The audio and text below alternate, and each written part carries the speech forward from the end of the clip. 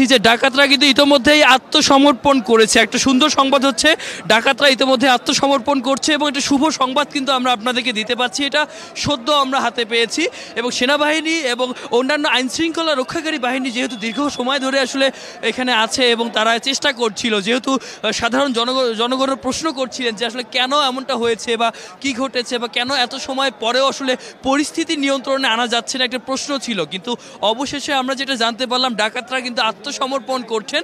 এখন এখানে যে নির্দিষ্ট কার্যকলাপ আছে বা যে প্রসিডিউর আছে সেটাকে অনুসরণ করেই কিন্তু এরপরে থেকে কিন্তু আসলে সামনে আগানো যাবে। আমরা দেখি দু একজন জনতার সাথে কথা বলার চেষ্টা করবো যে কাউকে পাওয়া যায় কিনা, আমরা একটু এগোনোর চেষ্টা করব।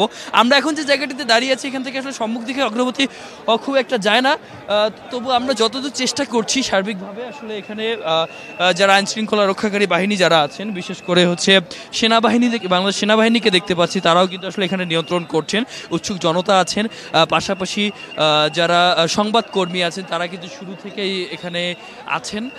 তো আমরা আসলে দু একজনের সাথে কথা বলার চেষ্টা করি। আমরা একটু আপনার সাথে কথা বলি। আপনি কতক্ষণ থেকে এখানে আছেন? আমি প্রায় এখানে শুরু হওয়ার আধা ঘন্টা পরে থেকে আছি। পেশাগত জীবনে কি করছেন আপনি? আমি এখানে আমার ডেলিভারি ছিলাম, আমি কোম্পানির লোক একজন। তো আসার পর দিয়ে এখানে গন্ডগোল চলতেছে।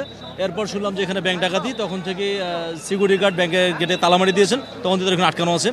তো তখন থেকেই প্রথমে পুলিশ প্রশাসন আসছে, তারপর পুলিশের পর আসার পর এখানে সেনাবাহিনীটা তাদেরকে কল করা হয়। সেনাবাহিনী আসার পর থেকে প্রায় 2 ঘন্টা যাবত এখান থেকে তদন্ত চলতেছে। ভেতর থেকে কোনো শব্দ পেয়েছেন কিনা বা কোনো কিছু? না, শব্দ প্রথমে পাওয়া গেছে তারা বাঁচার জন্য অনেক। বসুন্ধরা ডায়াপেন্ট এখন আরো উন্নত। এই হট এয়ার থ্রো টপশিট দ্রুত শোষণ করে সোনামণিকে দেয় কোমল অনুভূতি। চেষ্টা করছে তারা, হয়তো তাদের সাথে কোনো অস্ত্র থাকতে পারে।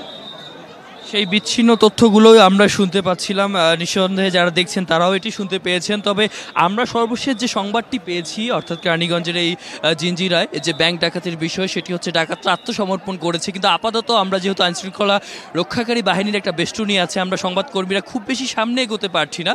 তবে সামনে আমরা বেশ কিছু গাড়ি দেখতে পাচ্ছি, র্যাবের গাড়ি দেখতে পাচ্ছি, সেনাবাহিনীর গাড়ি দেখতে পাচ্ছি। তারা আসলে পরিস্থিতি নিয়ন্ত্রণে নিয়ে আসার জন্য সার্বিকভাবে চেষ্টা করে যাচ্ছেন। এবং যেহেতু আমরা একটা শুভ সংবাদ দিতে পেরেছি, তবে প্রত্যাশা রাখছি বা আশেপাশে যে শোরগোল শোনা যাচ্ছে বা যতটুকু জানা যাচ্ছে যে খুব শীঘ্রই আসলে যারা ভেতরে আটকা অবস্থায় আছে তাদেরকে আমরা আসলে নিয়ন্ত্রণে, তাদেরকে বের করে নিয়ে এসে, যারা জিম্মি আছে তাদেরকে বের করে নিয়ে এসে তাদেরকে নিরাপদে আসলে বাইরে নিয়ে আসা যাবে, এই বিষয়টি আমরা নিশ্চিত করতে পারি। আমরা একটু সামনে এগোনোর চেষ্টা করব। একটু এখানে আসলে যারা আইনশৃঙ্খলা রক্ষাকারী বাহিনী আছেন আরও অনেকেই আছেন। আমরা একটু আপনার সাথে কথা বলতে চাই। আপনারা এখানে শক্ত একটা বেষ্টনী করে তুলেছেন দীর্ঘ সময় ধরে। সামনে থেকে একটা শুভ সংবাদ এসেছে, আপনি কতটুকু অবগত আছেন? কিছু বলতে পারবো না। আমাদের ঊর্ধ্বতন কর্তৃপক্ষের সামনে আসে, তারা যথাযথ ব্যবস্থা নিচ্ছে। তারা যথাযথ ব্যবস্থা নিচ্ছে এমনটি জানতে পারছেন। আমি একটু সহকর্মীকে অনুরোধ করবো একটু সামনের দিকে দেখানোর জন্য। সামনে বেশ কিছু গাড়ি আছে, অর্থাৎ যে ব্যাংকটিতে আসলে জিম্মি করে রাখার অভিযোগ বা যে বিষয়টি আসলে আলোচিত অবস্থায় আছে, ঠিক সেই ব্যাংক থেকে কিন্তু নিরাপদ দ্রুত আইনশৃঙ্খলা রক্ষাকারী বাহিনী আলাদা একটা বেষ্টনী করে রেখেছে, যেন যারা আইনশৃঙ্খলা রক্ষাকারী বাহিনী আছেন তাদের কোনো রকমের সমস্যা না হয় উদ্ধার কার্যক্রমের মাধ্যমে। এবং এরই মাধ্যমে কিন্তু শুভ সংবাদের বিষয়টি আমরা জানতে পেরেছি।